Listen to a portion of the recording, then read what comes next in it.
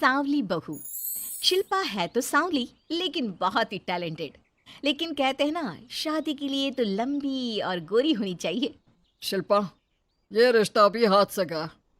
अरे कितनी बार कहा वो गोरी होने वाली क्रीम लगाया कर, लेकिन नहीं, किताब से सर खपाने से फुर्सत मिले तब ना। तू ही क्यों नहीं इसके लिए उपटन तैयार कर देती? शर्मा जी की बेटी का कम रेट में कितना अच्छा रिश्ता हुआ है। इसकी तो उम्र के साथ ही लड़के वालों की डिमांड भी बढ़ी जा रही है। शिल्पा को ये बातें अब बुरी नहीं लगती थी। लगे भी क्यों, बचपन से सुन जो रही थी वो ये सब कुछ। उसके लिए ये तो मात्र एक कान से सुनना और दूसरे कान से निकाल देने वाली बात थी। फिर एक रोज, पापा पापा मेरी नौकरी लग गई है। वाह, अच्छा। कहाँ बेटा? न्यूज़ चैनल में पापा, खबरों को लिखना होगा।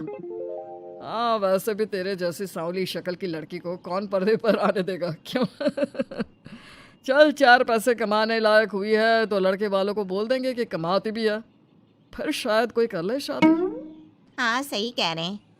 वैसे बेटा कल शाम को एक लड़का और आने वाला है, उसे भी देख लेना। शिल्पा को इस बार गुस्सा आ जाता है। अच्छे न्यूज़ चैनल में नौकरी लगने की खुशी भी माँ पापा के चेहरे पर नहीं दिखती।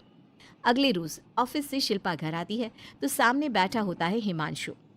हिमांशु शिल्पा को देखता है तो पहली नज़र में तो वो उसे पसंद नहीं आती, लेकिन फिर भी फॉर्मेलिटी तो करनी थी। हाँ, ओके, तो क्या शौक है तुम्हारे और खाने में क्या क्या बना लेती हो? मुझे पढ़ने लिखने का शौक है।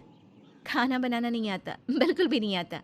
पर फिर भी क्योंकि ये रिवाज है कि बहू को खाना बनाना होता है तो थोड़ा बहुत बना लूँगी, लेकिन उतना ही वक्त किचन को दे पाऊंगी जितने में मेरा काम, मेरी नौकरी सफ़र ना हो। बाकी भूख तो तुमको भी लगती होगी, तो खाना बनाने की जिम्मेदारी दोनों की ही होगी, है ना? शिल्पा बोले जा रही थी, बोले जा रही थी। अब तक जिन लड़कियों से हिमांशु मिला था, शिल्पा उन सब से अलग थी। वो ऐसी ही तो लड़की चाहता था। शिल्पा से बात करने के बाद, ठीक है, फिर शादी 2 महीने बाद करेंगे। वो क्या है ना, खाना बनाना भी तो सीखना होगा ना। मुझे मंजूर है। शिल्पा को भी हिमांशु अच्छा लगने लगता है। दोनों की शादी हो जाती है, लेकिन शादी के बाद से ही हिमांशु का परिवार शिल्पा के रंग को लेकर कई बातें बनाता।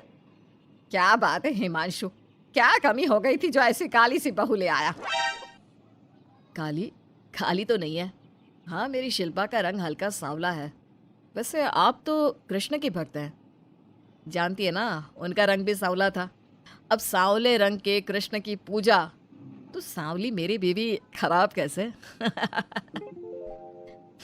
बात तो सही भी थी। क्यों सांवला रंग खराब माना जाता है? शिल्पा पति का तर्क सुन रही थी। थोड़ी देर के बाद, क्या बात है, शब्दों का जादू आ गया। क्या तर्क दिया आपने सांवले रंग के समर्थन में? तो क्या तुम ही पत्रकार हो? अरे तुम्हारा पति भी कम नहीं है। शिल्पा रोज एक नई तरक्की छू रही थी। कभी विदेश दौरा तो कभी बड़े बड़े लोगों का इंटरव्यू। एक दिन, सुनो, आज का दिन बहुत खास है। मैं मुख्यमंत्री जी का इंटरव्यू लेने जा रही हूँ। अरे वाह, क्या बात है, सही है यार। तभी ससुर आ जाते हैं। बहू, थोड़ा मेकअप भी कर लेना, वरना काली काली फोटो सब जगह आएगी। अरे हम तो शर्म के मारे किसी को दिखाते भी नहीं कि ये हमारी बहू है। न जाने क्या कमी थी। अरे वो शारदा दीदी की बहू देखो, कैसे मक्खन की तरह गोरी है। और नताशा, वो तो ऐसे लगता है जैसे भगवान ने दिल खोल कर रंग दिया है उसको। अरे माँ, आजकल रंग नहीं बुद्धि का जमाना है। हाँ, तो वो दोनों कहाँ पागल है, अच्छा खासा घर देख रही है। शिल्पा को ससुर की बात पर गुस्सा तो आता है, लेकिन वो मूड खराब नहीं करना चाहती। वो तो बस तैयारी करती है कि जल्दी से अच्छा सा मुख्यमंत्री का इंटरव्यू हो जाए और दुनिया देखे। होता भी यही है। शिल्पा जब शाम को घर आती है तो, अरे चाची, बुआ, फूफा जी, कैसे हैं आप सब? कैसे आना हुआ? शिल्पा को आसपास के लोग भी देख रहे थे। वो भी जानती थी कि उसने जो इंटरव्यू किया वो कितना वायरल हो रहा है। अरे बहू, बड़े लायक हो तुम। औरत होकर दुनिया की इतनी जानकारी, कितनी समझ है तुम्हारे अंदर। वाह वाह बहू, तुमने तो हम सबका सीना गर्व से चौड़ा कर दिया। सास ये सब देखकर सोच रही थी कि भाई ऐसा भी क्या हो गया, इन्होंने तो बहू को हीरो बना रखा है। मैंने तो शिल्पा को उसी दिन समझ लिया था जब पहली बार मिला था। मैं तो जान गया था कि ये लड़की अलग है। कितनी प्यारी आवाज है इसकी और समझ भी लाजवाब। तभी बुआ सास बोल पड़ती है। और एक हमारी बहू है, सारा दिन टिकली बिंदी पर ही लगी रहती है। अरे दीदी, न जाने कौन कौन सी क्रीम लगाती है, अब तो चेहरे पर फोड़े भी निकल गए। कितनी बार कहा कुछ पढ़ाई आगे करके दुनिया में नाम कमाओ, लेकिन नहीं, बस सारा दिन शीशे के सामने खड़ी रहेगी। कोई बात नहीं फूफा जी, वो भी किसी की पसंद हो सकती है। हम लोगों का क्या, एक काम अच्छा कर दिया तो पूछ लिए गए, नहीं तो जमाना तो गोरी सूरत की ही तारीफ करता है। क्यों माँ जी? हाँ हाँ, वो क्या है ना, मैं ज़रा पानी लेकर आती हूँ, तू बैठ बहू। हाँ हाँ बहू, तू तो बैठ। वो क्या है ना, आज तो तुझसे बहुत सारी बातें करनी है। ये बता, कैसे दिखते हैं मुख्यमंत्री जी सामने से? जैसे टीवी में दिखते हैं वैसे ही दिखते हैं क्या?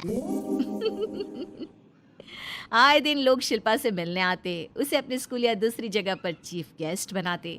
ये सब देखकर पति तो खुश होता, लेकिन सुंदर बहू का सपना सास की आंख से उतर ही नहीं रहा था। फिर एक रोज, शिल्पा, पापा कहाँ है? माँ जमीन पर गिरी पड़ी है, वो बेहोश हो गई है। शिल्पा की सास को गंभीर बीमारी हो जाती है और फिर आप लोग अपनी माँ की किसी बात को मना ना करना, उनका दिल कमज़ोर हो चुका है। दिल में कोई बात लगेगी तो उनके हार्ट अटैक आने के चांसेस हैं, तो समझ रहे हैं ना। कुछ दिनों में ठीक होकर सास घर आ जाती है और फिर एक दिन, देख बेटा, मैं मरने से पहले एक सुंदर बहू का चेहरा देखना चाहती हूँ। अरे मैं नहीं चाहती कि तू इस काली कलूटी के साथ रहे, छोड़ दे इसे। अरे कल को तेरे बच्चे भी ऐसे काले पीले पैदा होंगे और फिर हमारा खानदान देखने लायक नहीं होगा। शिल्पा सुन रही थी, वो परेशान हो रही थी। वो सोचती है कि एक बार वो अपने पति से बात करके देखेगी। सुनिए ना, मुझे आपसे बात करनी है। मुझे भी शिल्पा, मैं माँ के बिना नहीं रह पाऊंगा, तुम समझ रही हो ना। शिल्पा को दुख होता है, लेकिन वो क्या करती। वो हिमांशु को तलाक देने का सोच लेती है और फिर शिल्पा, माँ की हालत फिर खराब हो रही है, क्या करूं? माँ को सबसे बड़े अस्पताल में भर्ती करना होगा। लेकिन वहां तो बेड के लिए बड़ी बड़ी सिफारिश करनी पड़ती है। हाय रे, मेरा मन आता है, मैं मर न जाऊं, मुझे बचा ले बहू। शिल्पा को हैरानी होती है कि वो करे तो क्या करे। पर माँ जी, मैं कैसे? बेटा, मुख्यमंत्री जी से बात कर ले, उनसे बड़ी सिफारिश किसकी हो सकती है? तो बोलेगी तो शायद तेरी सास की जिंदगी बच जाएगी। शिल्पा सिफारिश से सास को बड़े अस्पताल में भर्ती करवा देती है, जहां लंबे समय बाद सास ठीक होती है। लेकिन इस बीच एक दिन भी शिल्पा उन्हें देखने नहीं जाती। सास जब घर आती है तो एक सुंदर सी लड़की उनका स्वागत करती है। ये कौन है और शिल्पा कहाँ है?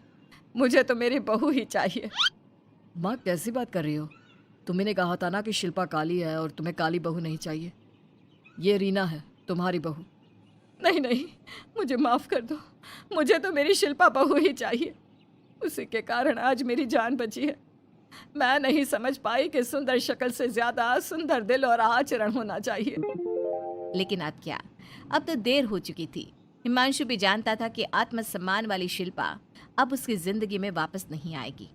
अब तो शिल्पा को वे लोग बड़े बड़े चैनल की स्क्रीन पर देखते और अफसोस करते। शिल्पा चाहती तो कभी तुम्हारे लिए सिफारिश नहीं करती। अब तो आसपास के लोग भी घर नहीं आते। लोगों को लगता है कि शिल्पा ने हम लोगों को छोड़ा क्योंकि हम उसके लायक नहीं थे। सही बोल रही है माँ, हम ही तो उसके लायक नहीं थे। शिल्पा जैसी समझदार, पढ़ी लिखी, दुनिया की समझ रखने वाली लड़की को मैंने छोड़ा, सिर्फ आपके कहने पर। अब ये गोरी लड़की आपकी बहू हो सकती है, लेकिन मेरी बीवी कभी नहीं। हिमांशु वहां से चला जाता है।